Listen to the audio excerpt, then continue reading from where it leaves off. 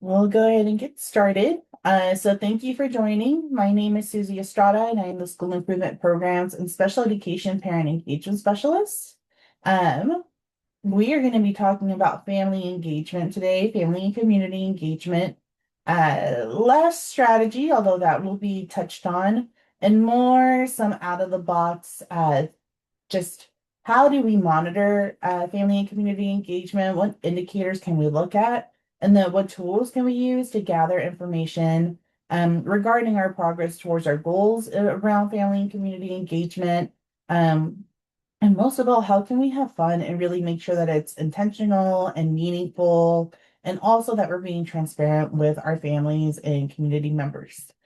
So again, my name is Susie Estrada. I'm a school improvement programs and special education parent engagement specialist. I've been with the USBE for 3 years and a few weeks. So just excited to have y'all here. I just as a warning, I have two screens. I have to look at my other screen from time to time. But our objective today is really how to set clear goals, how to measure achievement or progress towards goals, and how to really go beyond looking at surveys and assessments. Those are some good ways to monitor progress towards our goals, but we will still want to make sure that we're getting a more comprehensive picture.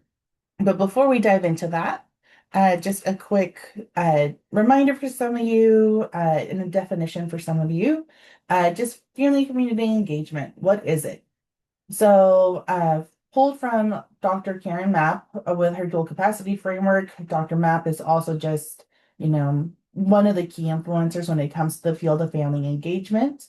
And in a lot of our books and frameworks and readings, we will hear this definition.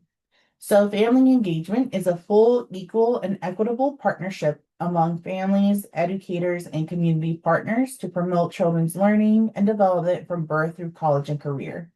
So, family engagement, it's not a one night event. It's not during a specific stage. It is really a lifelong process with the ultimate goal that college and career, I think we heard Kelly Norda and Rich Knight today say it, diapers to diplomas. We really want to make sure that everything that we're doing is preparing our students just for their lives in adulthood, that they be healthy adults, that they have a strong, positive life trajectory, and so having those conversations early on about college and career readiness, it is a marathon, not a sprint.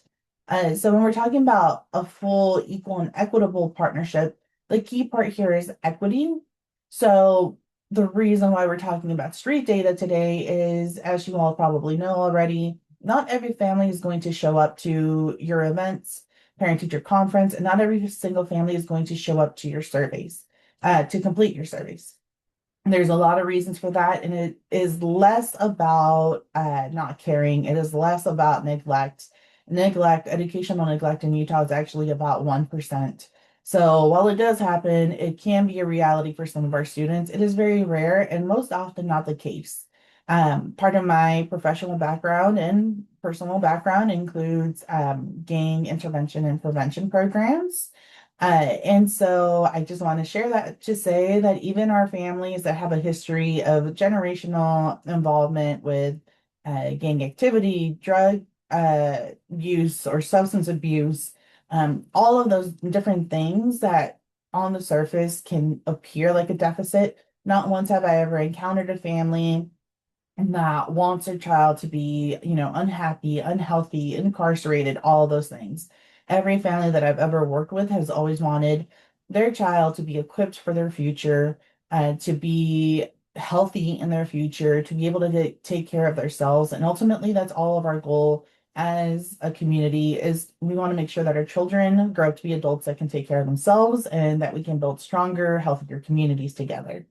So we can only really accomplish that if we're working through an equitable lens, making sure that everyone can access resources and information, but also that everyone can be a collaborator when we're developing these programs, these policies, this infrastructure that is going to support our students as they grow up, and again become hopefully happy, healthy adults.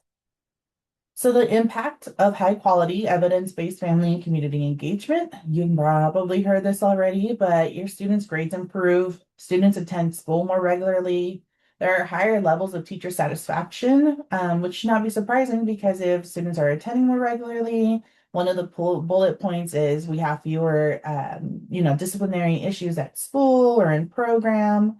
Then that means that our jobs in a lot of ways get easier because we're not having to deal with, and I taught preschool and I taught gang prevention, or I did gang prevention. Preschools where we have those unfiltered emotions, very high emotions. So I came home with scratches and bite marks.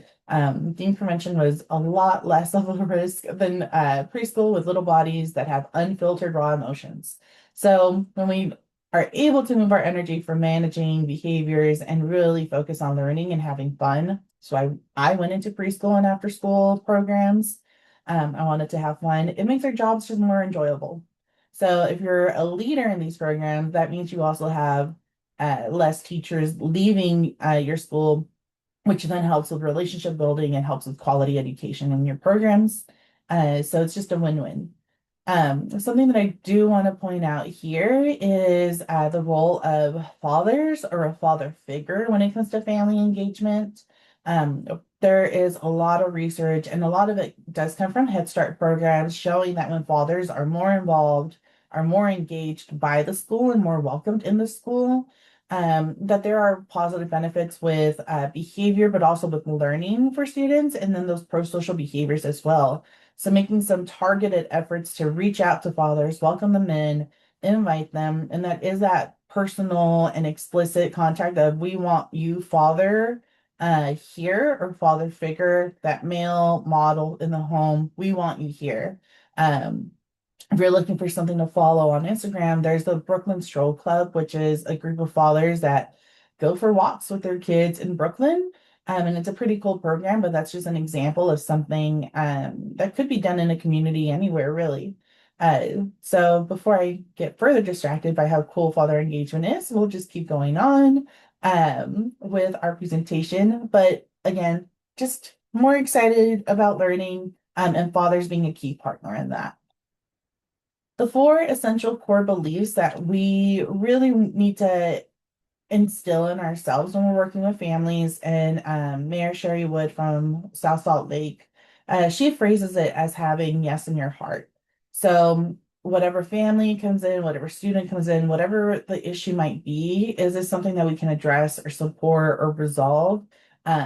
Always looking at for the strengths and always looking for like, yes, we can do something about it. We can engage, we can work with the student and their family.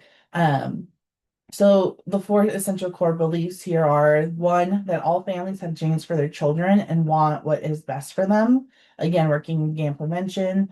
And I always use that as an example just because that's typically a very extreme example of um, a family that perhaps people have a deficit perspective and assume that it's just going to be an inevitable cycle, and that families don't want their kids to go to college, for example. Those things are not true. And again, I've shared this is a personal connection that I have. I have friends from back home that might still be gang affiliated. Their baby's first picture might be, in their gang's colors. And yet, as I'm watching their child grow up, they're now in elementary school, they're going into junior high, they're on the honor roll. And these are things that those families are celebrating. They care about education, they see the value of education, they have hopes and dreams for their children that do break these cycles. So, again, just reframing, shifting our mindset around these families and having a real conversation with them about what are your hopes and dreams for your child can be eye-opening for us, and I say us because myself as well. So just challenging our assumptions. What did he say? Assumption bias, I think he said. I don't remember what Rich and I called it, but it was assumption something and asking the five whys. Um, and then the second core belief here is that all families have the capacity to support their children's learning. So if you go to our USBE webpage, under the teacher resources, and you all have access to these slides, there will be links at the end. But under the teacher resources, there's something called the Funds of Knowledge handout. So this is one tool that you can use to really just take an inventory of your families, of their hobbies, their talents, skills, interest. All of those things are important information pieces that can help to inform your lesson planning, inform the conversations you're having with students, and inform the way that you're engaging with students to make learning meaningful and accessible. That background knowledge is important. Looking at families' knowledge and in their home and also their language, and really emphasizing for them bilingualism is an important skill. It elevates your child's learning, will help them get jobs. So really, what are the things that families are already doing and that we can elevate and also validate for our families? So it starts with acknowledging that all families do have the capacity to support their children's learning. Sometimes it just takes effort to identify together what those things are, celebrate them, and then take them to the next level. The third core belief here is that families and school staff are equal partners. So this is where that two-way communication piece comes in. We want to not only be giving information, we don't want depository knowledge only. We want to be collaborative. We want to learn from each other. And this is where feedback loops come in, feedback cycles. And we're going to talk a bit about transparency and different options on how to do that in a consistent way. But making sure that families know your input is valued, your input is needed. We want you here. And for some families, if you're looking at a multi-tiered system approach, it does require some targeted outreach. So while some families will participate if you send an open invitation, some families are going to need that one-on-one communication and that personalized invitation into the program or into the school. So the fourth essential core belief here is the responsibility for cultivating and sustaining partnerships among school, home, and community rests primarily with school staff, especially school leaders.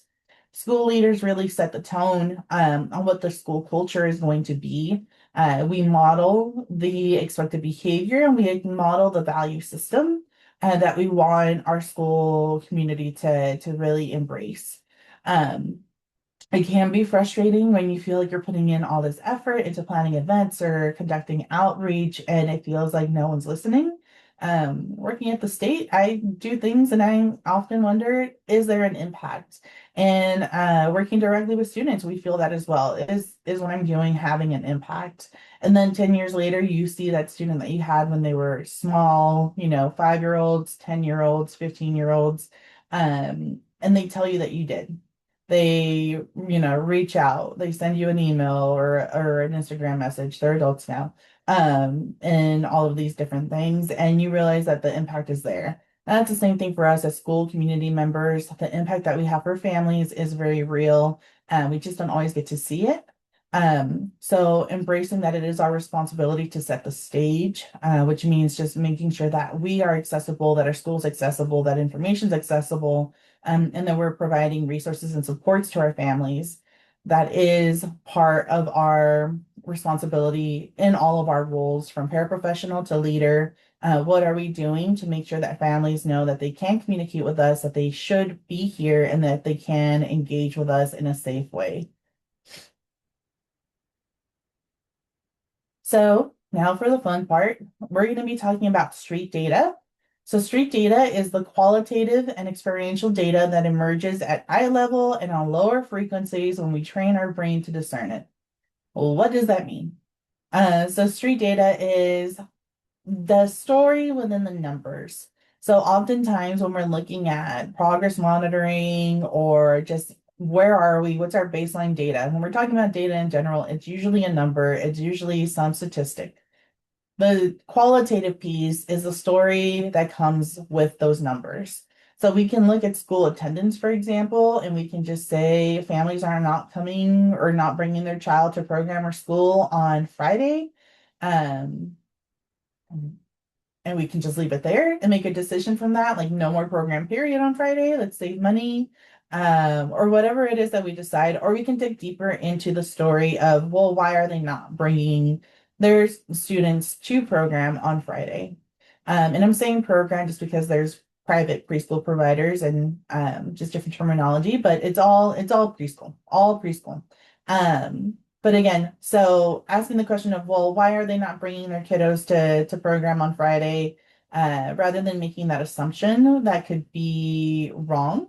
And most often it is. We could ask questions to directly to families. Why is it that you're not bringing your student here?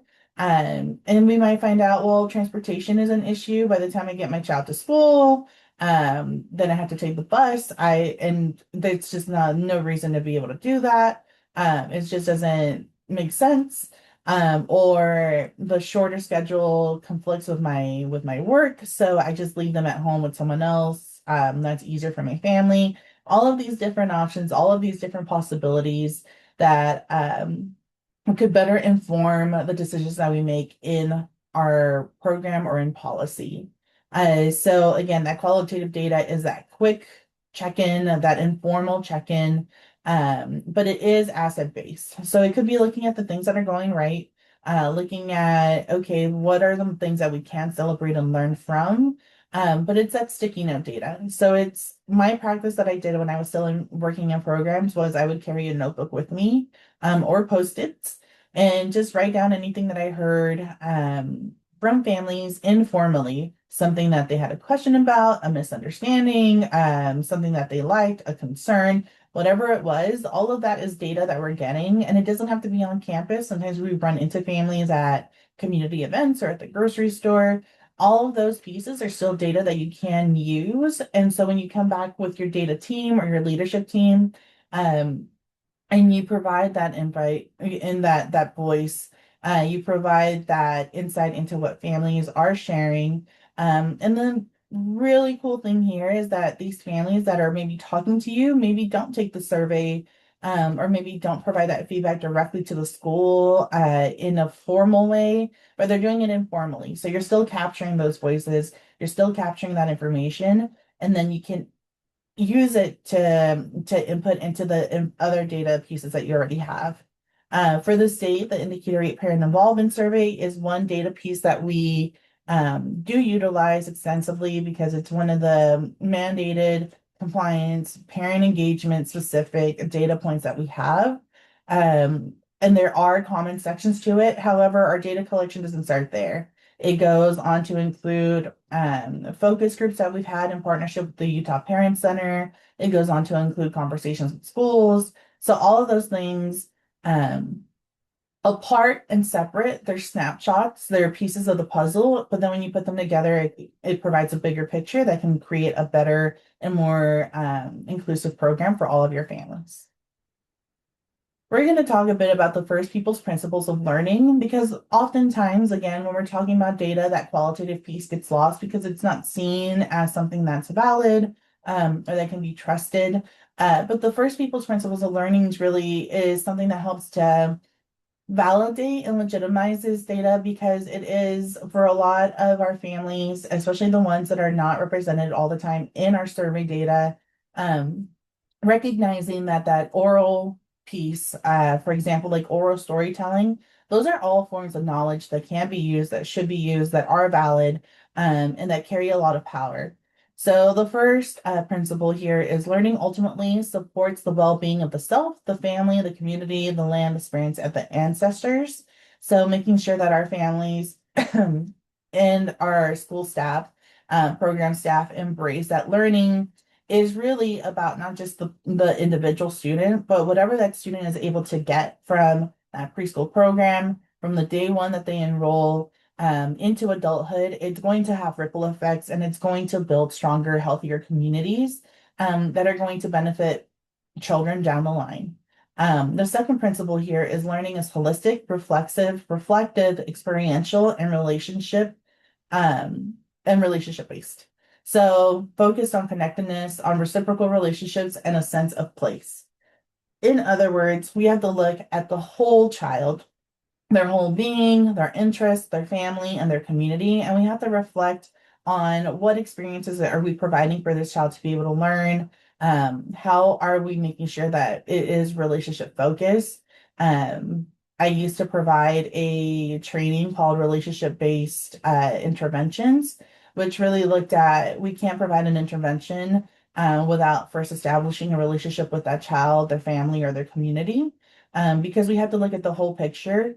We have to get a better understanding and we have to offer that community and that family dignity, and dignity being defined as an inherent value that each person has, really reflecting on ourselves and our experiences, being reflexive about the things that we're hearing and that we're getting, and incorporating it into an action that is going to manifest again in a policy or a program or a strategy that you're going to use in your school or program.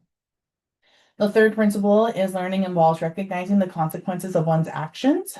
So an example here is when families don't attend an event or aren't participating, communicating that not engaging is still a form of engagement. It's still information. And I know that might sound a little off, but no response is still a response. And so what can we learn from those responses? Disengagement is still communication. What is that disengagement telling us? Is it telling us something about accessibility? Is it telling us something about interest? How did we make this decision to have an event or have this workshop? And what did we miss?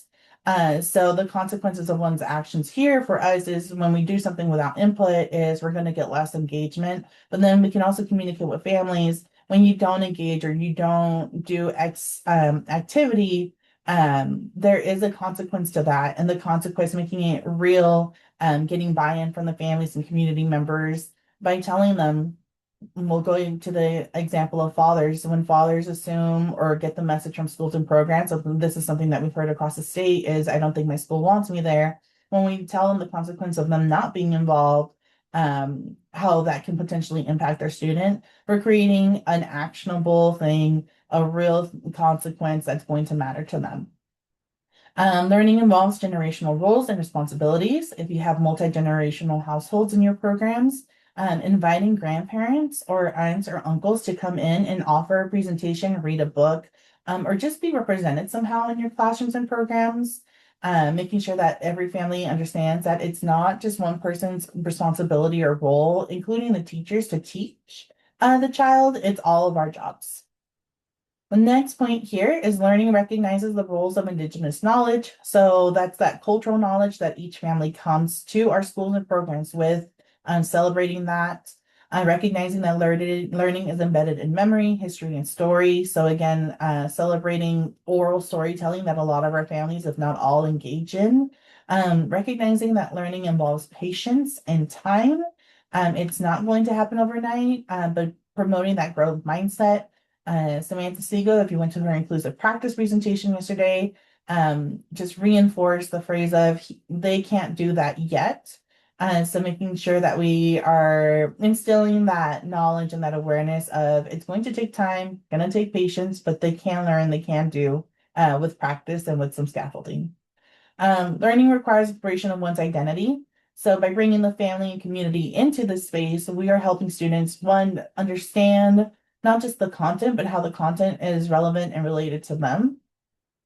History lessons, when students are older, might be something looking at, well, we're people that look like me during the time of World War II. It was a question that I had when I was in high school for our young kiddos. It still applies for our preschoolers is, well, the excitement that comes when they see someone that looks like them in one of the books that you're reading, identifying even just what their interests are, which can then inform those post-secondary career and college readiness conversations with their families. And then looking at how learning involves recognizing that some knowledge is sacred and only shared with permission and or in certain situations. So this is where that trust building component comes in. Some families might have some barriers to engagement. They might have some really heavy experiences that they are carrying, but building that trust over time to have those conversations with them so that they can share those things and we can better understand their needs, the barriers, and the ways that we can best work with them to alleviate some of those concerns and some of those barriers. So a comprehensive picture, like we said, street data helps to fill in the gaps, provide clarity, and provide the story behind the quantitative data, but data can also be humanizing. So when we're looking at, for example, behavior plans or family engagement surveys, it's giving us that story that tells us and reminds us this person is more than just a number or a behavior. This person is a person that has a lot of experiences and a lot of needs. and that we need to address and resolve or discuss before we can ask anything else of them. And I think that we can all relate to that in the sense of when something's added to our plate at work. But for we might have already a lot of on our plate, not just in work, but in life with our families or friends or anything else that's going on. Um, if we only look at the snapshot that we get of families when they come to pick up their students or drop off, if we only take that little bit of information, it's not giving us a full picture. So how can we humanize that person and get a better understanding of who they are? Okay, so setting clear and meaningful goals. We're going to use the street data framework, and the first part is identifying why street data and why now. So the big takeaway with part one is not jumping into gathering street data without it being intentional, without there being a clear goal or an understanding of the why behind the practice. Um, Being able to convey that you're gathering anecdotal data because you want to better understand a phenomenon in your program, a situation that's happening at your school, and then being able to tie it into the other data points that you might already have is going to be essential to really help others understand why the one story from your family is important, why it matters, and then why now. Well, that is going to look differently for each of you, but for most people, the why now is because you might have had an issue that you've been um, trying to address for some time with different strategies and not really seeing any progress. The why now is we've tried, we've got the data, but it's clearly not enough. We need to know more. And that more is the story that comes from engaging with families on a more personal level. So part one is identifying why street data, why now, and then leading for equity, and then avoiding those equity traps and tropes. So think about why you might participate in wanting to participate in gathering street data. Again, it's going to look differently for a lot of you, but for the most part, it's I need to know more because what we're doing is not working, even though we're using evidence-based strategies, even though we are looking at the data, it is not enough data. We need to get that qualitative piece to better understand the direction that we need to go in. So part two is looking at the margins. So this is the margins of the margins. The people that are not engaging at that tier two level. So tier one is what you're sending out to everyone. Tier two is you're making more of a targeted effort. And then, or am I saying it wrong again? Tier one, tier two, and then tier three. And those final sets of families are the ones that even when you make the targeted approach, they're still not attending. You've reached out, you've sent the personal communication, they're still not attending. A home visit might be one way to reach those families that are still not participating, regardless of what you've done, even when it's more targeted.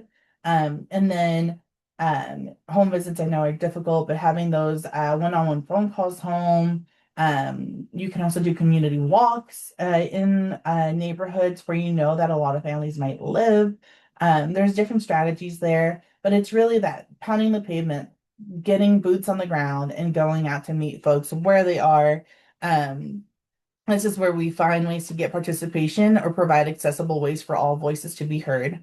So this is where you might also consider who is not responding to your surveys and why, and then thinking about the strategies that can be used to get information from those who are not participating in that process, and asking them for them to help inform the way that that process should change.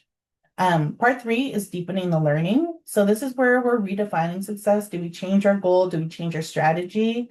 And then also looking for that alignment because we want to deepen the learning by redefining success and then building coherence by making learning public. So this is where transparency comes into play.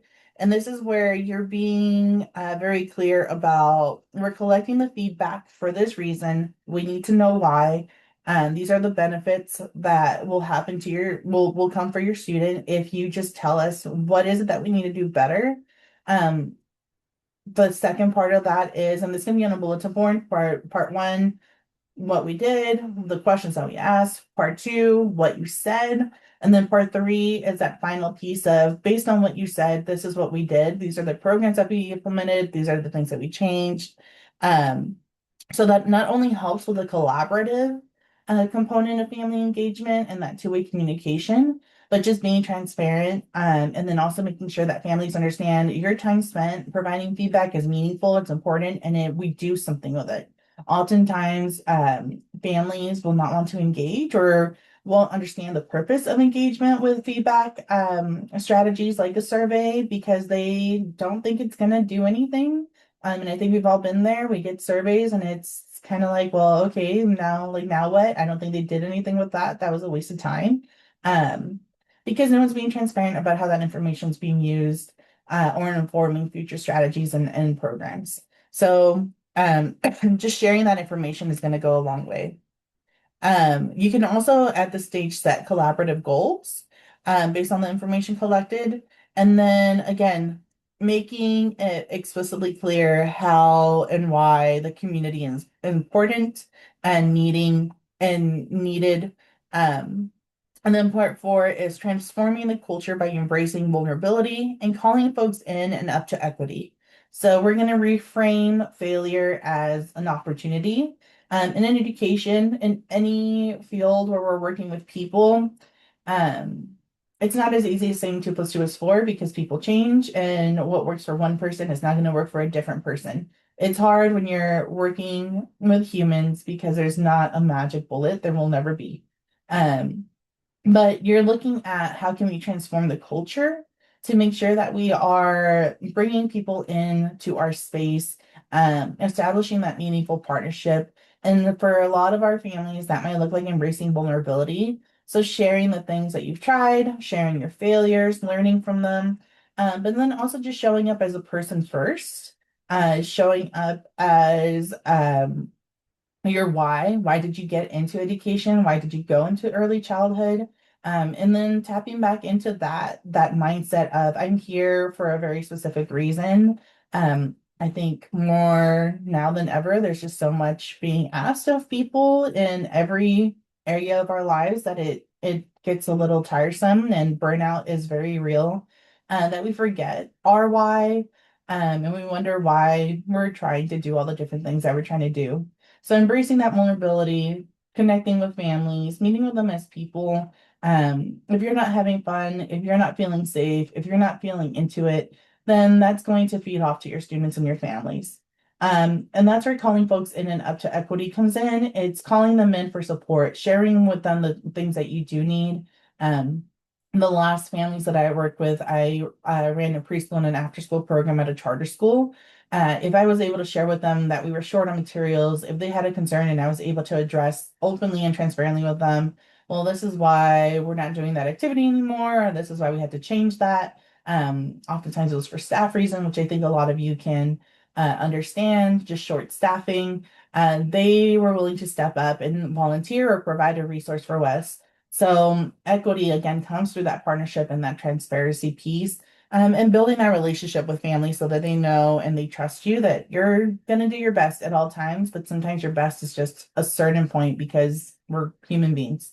Um, okay, so monitoring progress towards goals. Uh, our goals, I do want to say here that our goals don't have to be like super academic. It also doesn't have to be attendance or something that you measure in that way. It can also be just the family members. This is something that I usually try to incorporate when we're doing the family engagement project. It's family members like level of confidence in supporting at home learning. If they're attending an event, an exit ticket that says, how meaningful was this for you? Did you think that this was a good use of your time? What is one thing that you learned today? Um, when and how you monitor will depend on your goals. So it could be quarterly.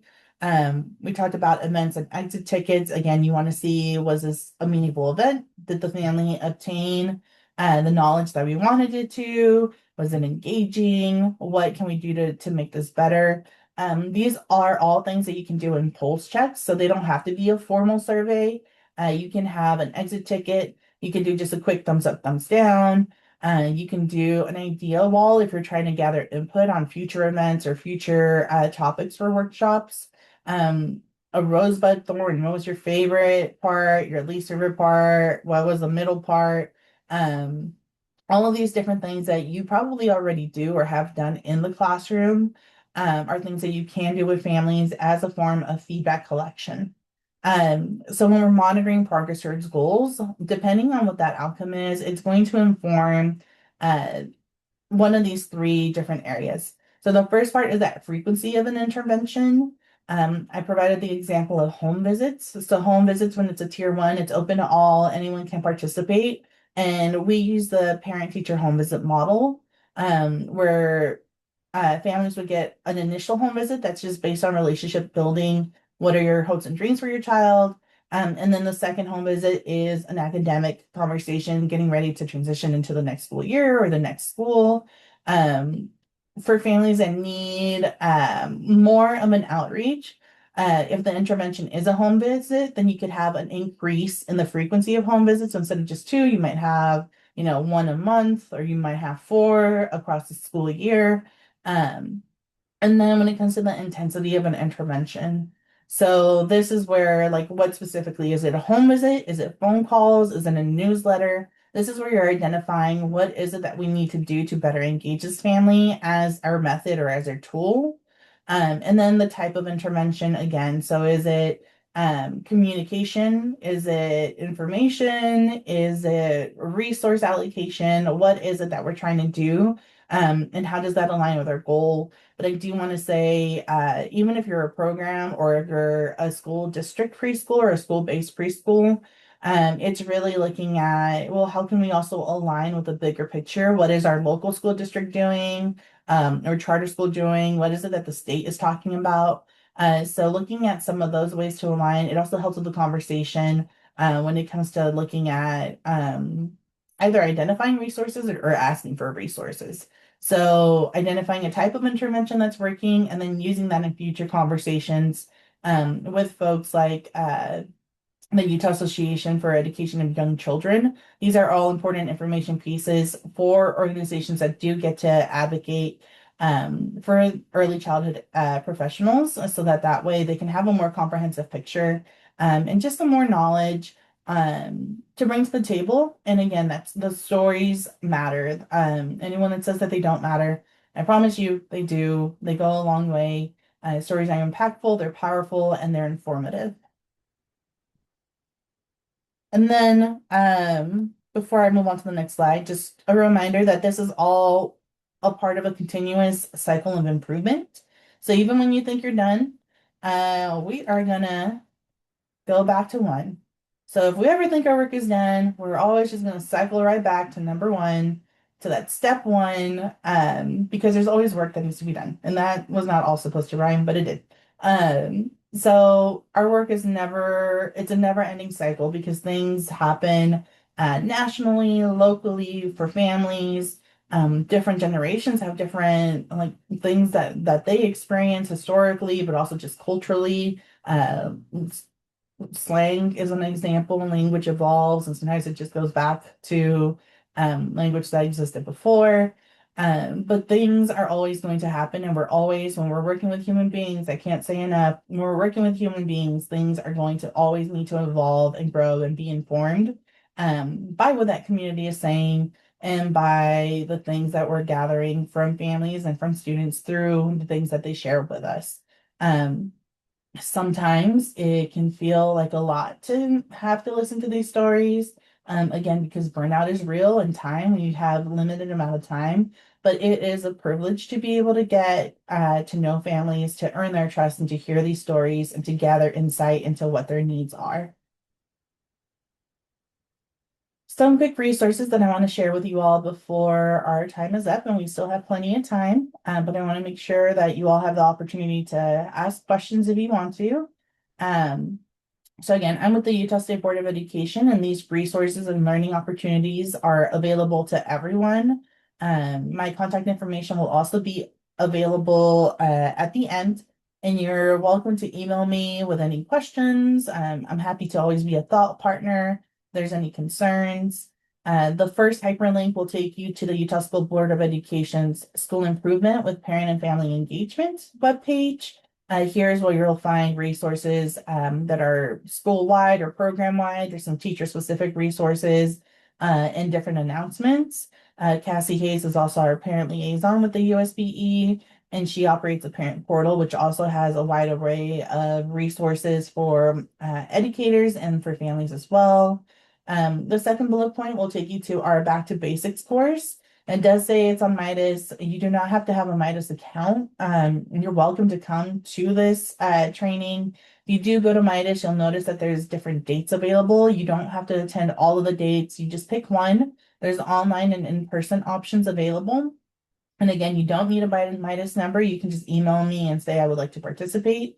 Um, and then the last certification that we currently have available for family engagement, it's a Family and Community Engagement Trainer certification. And this is a asynchronous Canvas course. You do it on your own. I'm always available for support and for questions, of course. But at the end, you do the project as assigned is that you would lead a mini training for others and that this would certify you so that way other people can call on you to offer training for their school or their program.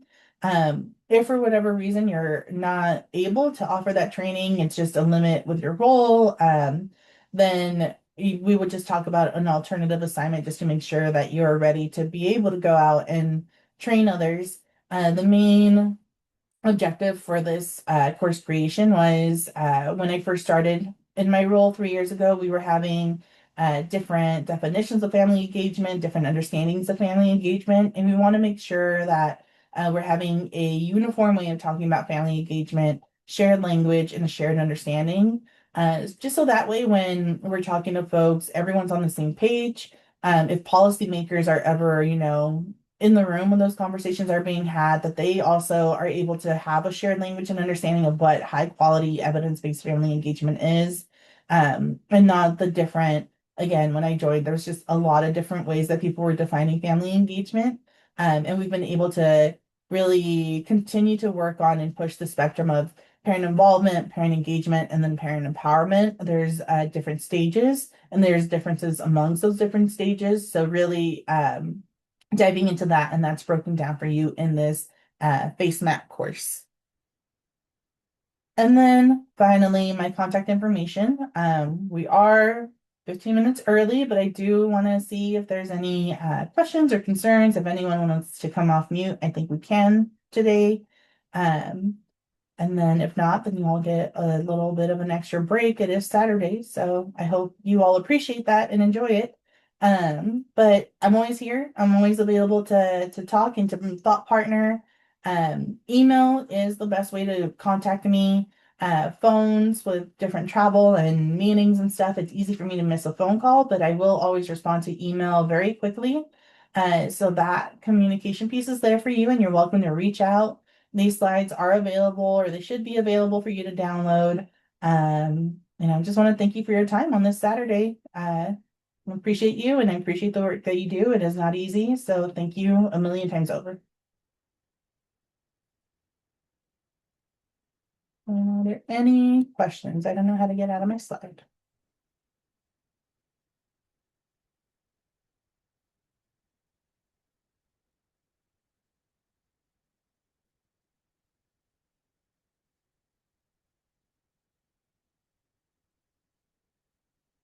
I don't see any open questions in the Q&A. Last chance for anyone to unmute or enter anything.